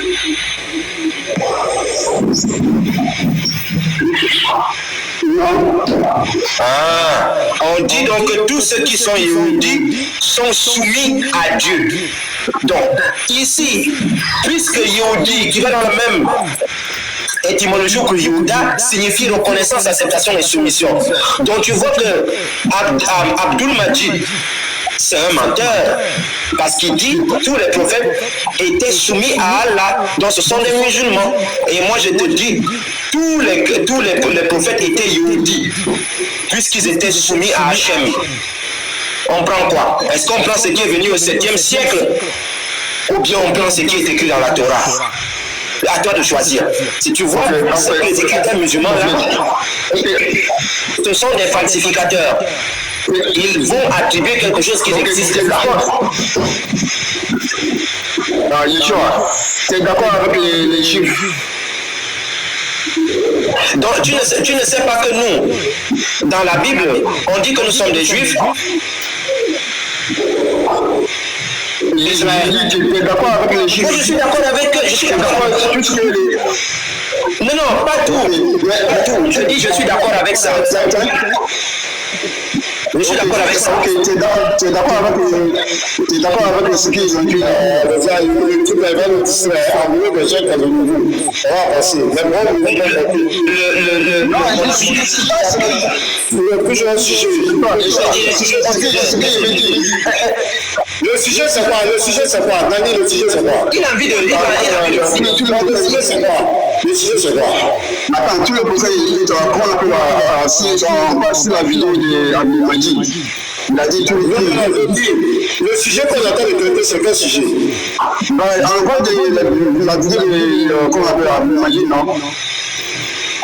Oui, la vidéo de Madjid dit quoi? Que tous les prophètes, ils étaient musulmans. Voilà. Maintenant, la question que toi tu poses là, ça a quoi à voir avec ce que Dieu s'appelle ici? Non, attends, parce que il a lu un texte en fait, ce qu'il voulait, ce que Nani ne comprend pas, c'est quoi? C'est que Nani a dit ici que tu t'es muté parce qu'il y a le bruit chez toi. Il y a le bruit chez toi, Nani. Voilà, merci. Donc tu vois, Nani, ton truc c'était quoi? Tu es parti dans le même sens que Abdul Majid. Ce que je ne refuse pas. Mais je te dis qu'avant que les musulmans n'inventent cette histoire, parce que le but ici c'est d'amener tout le monde à dire que nous sommes des musulmans, vous pouvez devenir musulmans. Que musulman soit dans votre religion soumis ou pas, avant vous, un Yehudi, c'est celui qui est reconnaissant, qui accepte et qui est soumis à Hachem. Voilà ce qu'on appelle un Yehudi. Donc ici, moi je te dis tout simplement que ce que vous dites souvent dans les palais pour dire que tous les juifs, que tous les prophètes étaient musulmans, c'est faux. C'est faux, c'est pas vrai. Parce que ici, tout juif, tout prophète est Yehudi parce qu'il est soumis à Hachem. On fait comment? On va écouter le Père, on va écouter le Fils. Yeshua. Attends, pasteur, mais là, il reste plus que là. On va écouter le musée. Voilà, faut écouter. Mais Jésus est musulman, pourquoi tu ne parles pas d'islam? Voilà. Musulman, c'est quoi? Tu connais la définition? Tu connais la définition du musulman? Tu as déjà des musulmans? C'est ce qu'on appelle musulman. Celui qui est soumis à Dieu, là, si tu es soumis à la volonté de Dieu, tu es musulman. Est-ce que Jésus était soumis à Dieu ou il n'était pas soumis? Il était soumis à Dieu. Donc il était musulman. Mais pendant que Jésus priait, Matthieu 26:39, Jésus mettait son front à terre pour prier. Il mettait son front par terre pour prier. Tu n'as jamais vu ça dans la Bible? Il mettait son front par terre pour prier. Il mettait son front par terre pour prier. Ouvre ta Bible là. Ouvre ta Bible. Non, quand tu fais un peu de plus en plus de moi, on dit dans la référence. Matthieu 26:39, Jésus s'est prosterné le miséricorde du sol pour adorer Dieu. Mais c'est quand tu pries là, tu mets ton front à terre.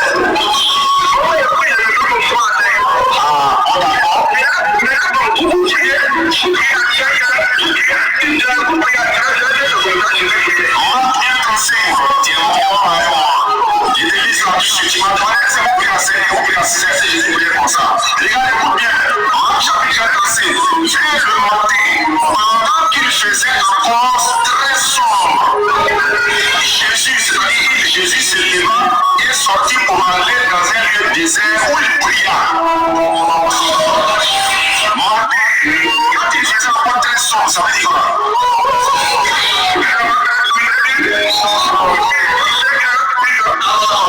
C'est quand les gens qui se lèvent à 5 heures du matin pour prier. Jésus vient de prendre le temps de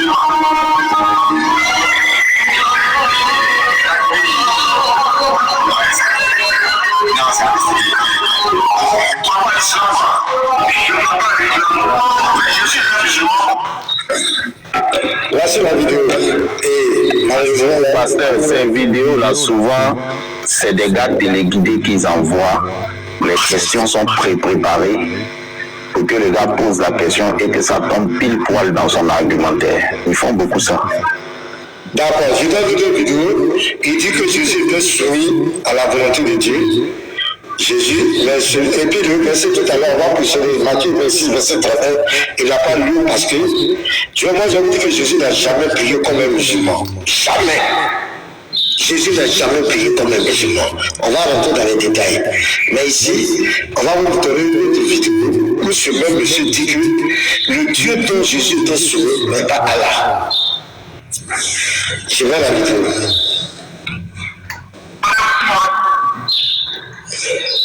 Regardez.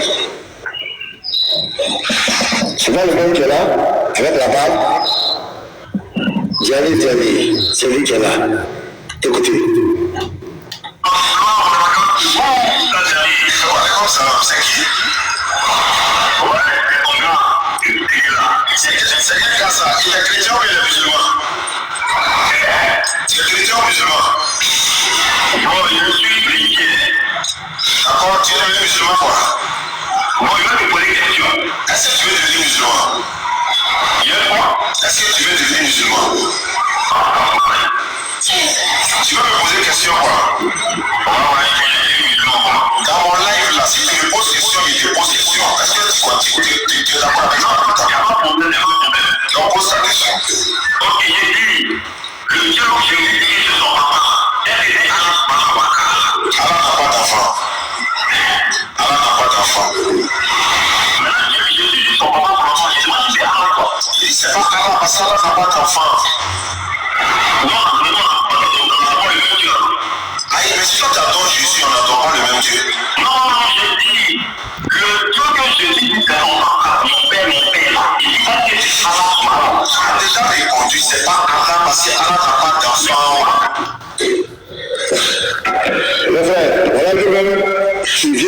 seulement, il s'est contredit lui-même, sa thèse, il vient de se réfuter. Il a réfuté Apolladie, il s'est réfuté, il a réfuté toute la famille d'Awa. Il dit le Dieu dont Jésus appelait son Père. C'est à son Père qu'il était soumis. Voilà, c'est à son Père qu'il était soumis. Donc ce Dieu-là, il dit ce n'est pas Allah. Ça, c'est extraordinaire. Oui, pasteur, il vient de dire que Jésus est le seul musulman. Jésus est le seul musulman, c'est lui le seul soumis qui n'a pas pour Dieu Allah. C'est ce qu'il vient de dire dans la deuxième histoire. Jésus est le musulman qui n'a pas pour Dieu Allah. C'est-à-dire que malgré que Allah ne soit pas son Dieu, il est quand même musulman. En fait, c'est ça. Voilà, là, si on veut faire du rattrapage. Donc vous voyez ces gens-là, ils viennent de faire tomber à l'eau, maintenant le peuple de son père spirituel a Bombadit. Il vient, parce que Jésus, il était soumis à son père, il est fils, il a son père. Mais pour que Jésus soit musulman, il faut qu'il soit soumis au Dieu du Coran, Allah. Il n'est pas soumis, il dit c'est pas son père. Il n'est pas le Père, Allah n'est pas le Père. Donc voici le premier chaos. Deuxièmement, on va aller encore, la sourate 26. Matthieu 26, plutôt. Les gens vont nous comptabiliser sur un débit, ils m'ont préféré. On veut une version du sourate, tellement qu'on parle de l'islam. Matthieu 26, verset 39. Regardez, Jésus n'a jamais prié comme un musulman. Jamais. Je mets au défi quiconque. Jamais Jésus n'a prié comme un musulman. Matthieu 26, verset 39. C'est ce verset-là qui prenne. Et puis, la question est beaucoup d'écouter ignorant. Regardez, je l'ai dit, attends, si je peux me le laisser,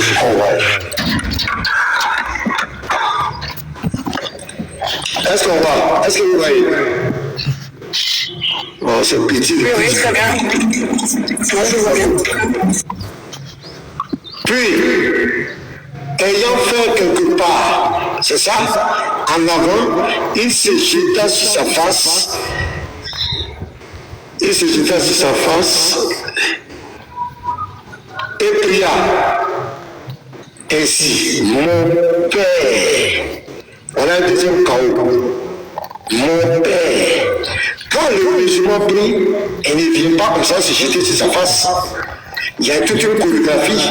Souvent, ils vont s'accroupir, ils vont mettre les bras sur la poitrine. Eh bien, moi, j'ai vu plusieurs fois prier les frères. Est-ce pas comme ça, c'est fort? Il s'accroupit un peu, il se met sur ma genou un peu, il se relève. Est-ce que Jésus va prier comme cela? Mettre sa face contre sa face, se jeter sur sa face, ce n'est pas les musulmans. Les juifs prient de la même manière, même les petits se prosternent, ils mettent leur corps, les hindouistes, c'est la récupération. Ici, le mot qui nous intéresse, Jésus dit mon Père. Est-ce que quand les musulmans ne prient pas du Père? Parce qu'Allah n'a pas Père.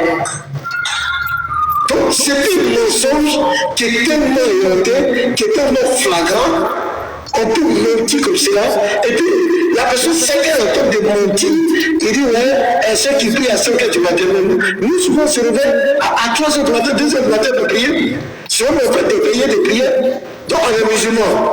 Il y a une de ces récupérations. Et regardez-moi la récupération. Jésus parle de son Père. Est-ce que le Père doit parler ici là? Mon Père, est-ce que c'est Allah subhanahu wa ta'ala? Voici le sort, voici la conclusion, voici la vérité. Mon Père, est-ce que c'est Allah? Celui dont Jésus dit mon Père. Et se jeter sur sa face ne veut pas dire. Les chrétiens même prient, se jettent sur la face. D'autres chrétiens même se couchent, après avoir se mettre à genoux, se prostrent. Les juifs le font. Est-ce qu'ils sont musulmans? Est-ce qu'ils sont suivis au Dieu de l'islam? Et d'ailleurs, entre Jésus et vous, qui est venu avant qui? Qui a copié qui? Mon pasteur, Jésus, c'est qu'un musulman qui se jette. Quand il prie là, c'est qu'un musulman qui se jette. On dit Jésus s'est jeté. C'est qu'un musulman qui se jette. Quand un musulman prie, il se jette. Depuis quand il se jette? Ils n'ont qu'à se jeter. Si ils ont cœur de ça, ils n'ont qu'à se jeter. On dit Jésus s'est jeté. qui se jeta sur sa face. C'est quel musulman qui prie et puis se jette. Et puis, Nani, quand tu fais ta prière, Nani, quand tu fais ta prière, tu te jettes sur sa face. Arrêtez un peu là. Et puis, regarde, il y a la question de la foi, mais comment on appelle ça? On faut t'éviter quand il faut t'éviter la magérie. Quand tu fais ça, quand tu te montres, il voit clairement que Jésus n'était pas meilleur. La question qui te pose, mais si Jésus n'était pas meilleur, est-ce qu'il était chrétien? Regardez des questions comme ça. Donc, on va poser la question, est-ce qu'Allah était musulman? Non, on dit Jésus, c'est notre Dieu. C'est lui que nous on adore. C'est lui que nous on suit. Comment tu peux demander si Jésus était chrétien? C'est comme si tu demandais est-ce qu'Allah était musulman?